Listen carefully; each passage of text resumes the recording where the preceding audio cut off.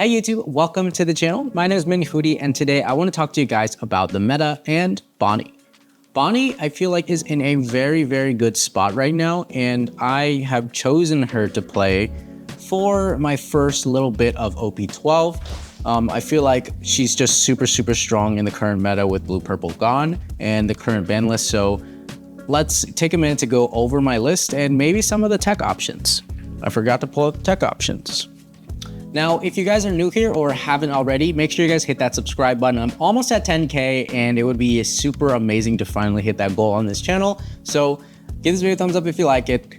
Make sure to hit that subscribe button and drop me a comment below and let me know what you guys are running for this meta and maybe even what you think about Bonney. But let's get started with the deck list. First things first is we're gonna have 4 of the Bonney searchers. Just a general good searcher. I am running a heavy supernova package, so the Bonney searcher does really well for finding things like weenie blockers that we're gonna go over, or even just your mid-range, which is really cool.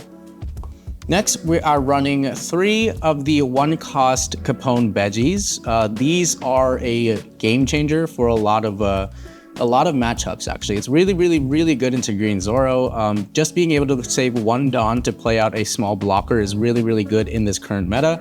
It's just an overall good, small, very cheap blocker that's really good in a lot of scenarios. I did go down to 2 of them, but it felt really good back at 3. I'm also running 4 of the Don Quixote Rosinante 2-cost blocker that saves a KO for a rested green character. An alternative option here would be the Koshiro, the new OP12 2-cost blocker. It's one or the other. I think this is really good for saving Kid and playing behind Kid. But if you're planning to try to save your mid-range bodies, Koshiro is really good at that. But I honestly feel like Rosie just adds a bit more value because I am going to be protecting my rested characters more so than my standing characters, which is absolutely okay. And I'm running a one of the 2-cost Capone Veggie that cycles a card. This is just something I can play off of Kid and good for the late game for me to cycle or, finish like finding my cards in my hand early if I can't find anything good. We are deciding to run 4 of the Scratchman Apu, which rest one of opponent's characters of 2 or less. I think this is absolutely amazing in the meta, especially for the late game when your opponent drops a 2-cost blocker or something, and you can just play Apu, rest it, and go for game, or even just clear board. It's a really good game plan, and it works really well because there's a lot of weenie blockers in the meta right now. Next, we have our 3-cost Tashigi, great 2K, and protects your board from things like Red Rock, Gravity Blade, or even just KO with like Sakazuki and whatnot. Really good in the meta and is a great 2K otherwise. Our last 2K is going to be X-Drake. I did experiment with running the other Apu, but the X-Drake does add a bit more value as far as resting a character for the late game and going for game or lethal off of it, even just playing it off a Mihawk or something to get a little bit more value, swing at board, really good. Jumping into our other mid-range, we have 3 of the blocker secret Bonnies. This card is amazing. I absolutely love this card. I don't know why it's so cheap. It is so good in Bonney. Playing it, you get to draw a card, basically draw 2, trash 1, and then restand a Dawn. So it's actually a 4-cost 6K, it's basically a vanilla, which is absolutely insane. I love it. You don't need to do the draw 1 or draw 2, trash 1 to get the restand, which is pretty cool. So regardless of whether or not you have 8 rested cards, it still is a 4/6 blocker. Next, of course, we have our staple, Cavendish. Cavendish is the staple in a lot of green decks right now. I really love Cavendish. If you're not running Cavendish in Bonney, you just don't have it, or you're dumb. 4 carrots. Carrot is absolutely amazing. It stops blues on bodies, it stops Tashigis. There's a lot of 7-drops in the meta, and being able to block them, freeze them, even just freezing a Kuina is really cool because I can ignore it, push for life a little bit, pressure them, and then go for game later, pivot, clear board, and whatnot. Next, we have one of Basil Hawkins. This card is absolutely crazy, again, in removal decks like Rayleigh, which can Divine Departure or whatever. Really good into Sakazuki, really good into Kuzan. Just an overall really good card that forces them to swing out everything or, just can't remove it. We're running a 2 of Hody. I think Hody can actually go up to anywhere between 3 and 4 as well. Right now I'm running 2. It's a very, very strong card, but with the amount of top end I'm running in my list, I really feel like we don't really need Hody. My game plan is a little bit different than what Hody tries to do. I am trying to play a little bit more aggressive as well, but the amount of top end, the wall that I can make, because I feel like a lot of the meta right now is going to play a lot more fast and aggressive than Bonney. So being able to create a wall behind Kid or Mihawks are very, very strong. Which brings us into the next body. It's 8-drop Kid. I'm currently on 3. I just upped it from 2. I was playing locals with it, and it felt really good to play down. And there were some games where I didn't find it, where I wish I didn't lose the game, but still really, really wish I had found it. So I'm upping it back to 3 from 2. Really, really good card. Of course, it's a staple of green. Bonney is notorious for playing out Kid. Just felt really good to have it out behind all the blockers that we're running in this deck, as well as like the counter and the events. So we have so many blockers from the 3 1-drops, the 4 2-drops, the Kabeji 2-drop, the 3 5-cost Bonnies, the Hawkins, 8-cost Kid itself, into the next card, which is the 8-drop Mihawk. We have 3 in the deck right now. Super, super strong card. Being able to hit the Mihawk combo of Mihawk into Cavendish into a 3 or 2-drop, absolutely insane, because we can go Mihawk, Cavendish, Rosinante blocker, or Beji blocker, or Beji and Rosinante blocker. And there's just so many combos we can do with the Mihawk.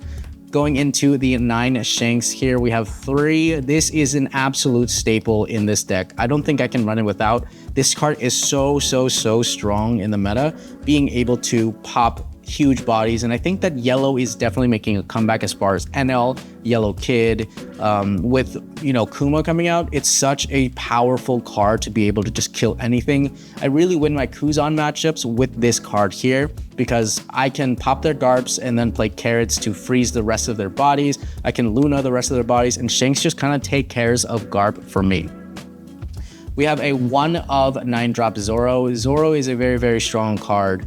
I think it is really, really good, but it's not good enough for me to run more than 2 of. I think 2 of max of Zoro would probably be my best bet. I honestly feel like I might even take it out. I'm at a point where I have had it in hand plenty of times, but I end up trashing it with the Bonney cycle or my 0-cost event, and I never really, really use it.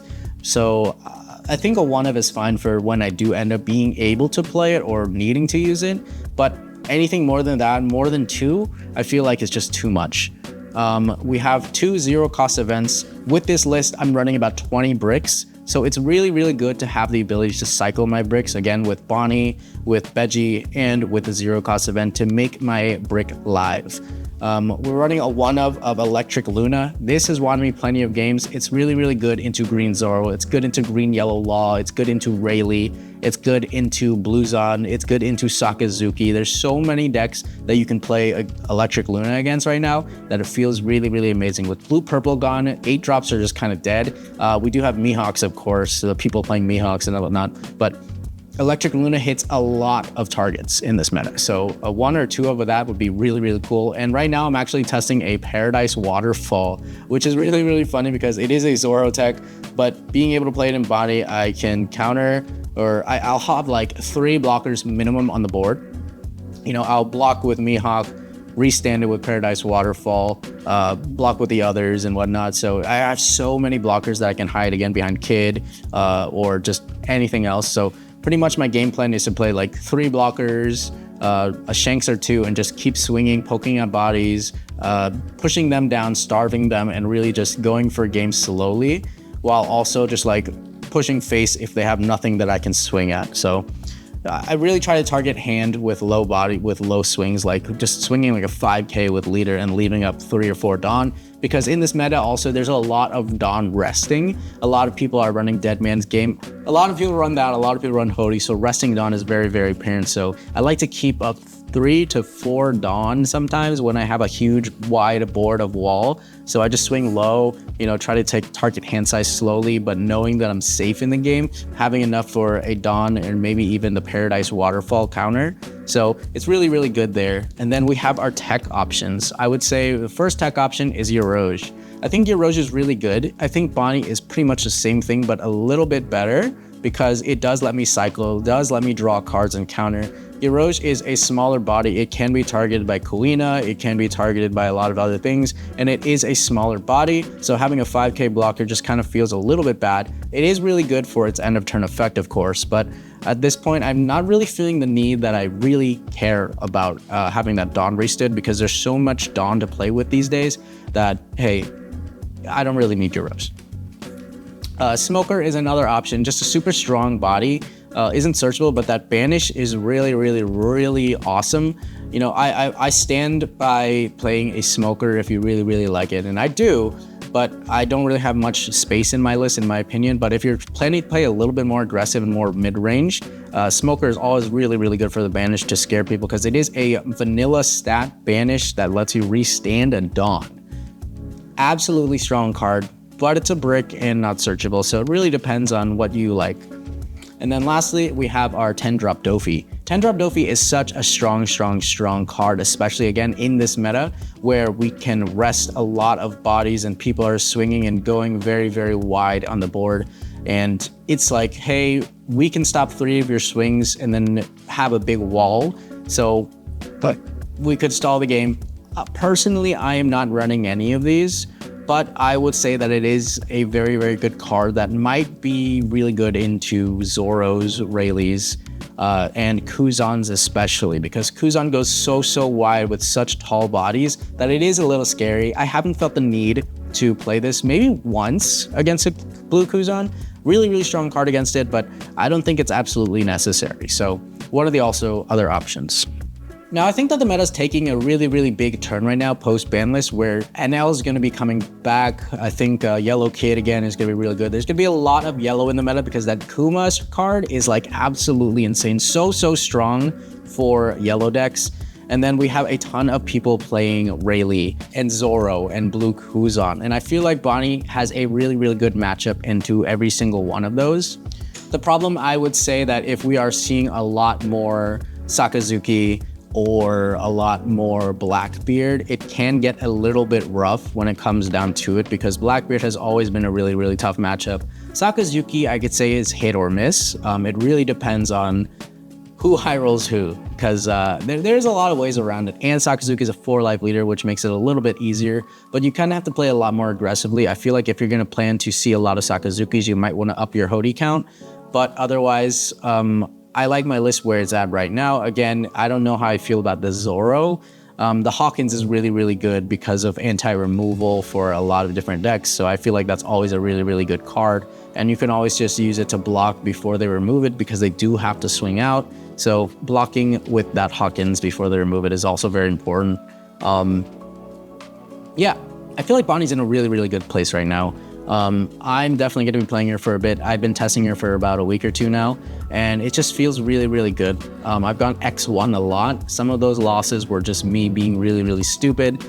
Clear win, and then I just misplay a little bit or just don't think. But it's a great deck right now. It's doing really well, and I would really encourage a lot of old ex-Bonney players to hop back on, because it's just so nice. Such a big wall, and the Mihawk and Secret Bonney are such great additions to this deck that actually make it super good right now. So let me know what you guys think in the comments below. Again, give this video a thumbs up if you liked it. Hit that subscribe button if you haven't already, and I'll see you guys in the next video. Peace.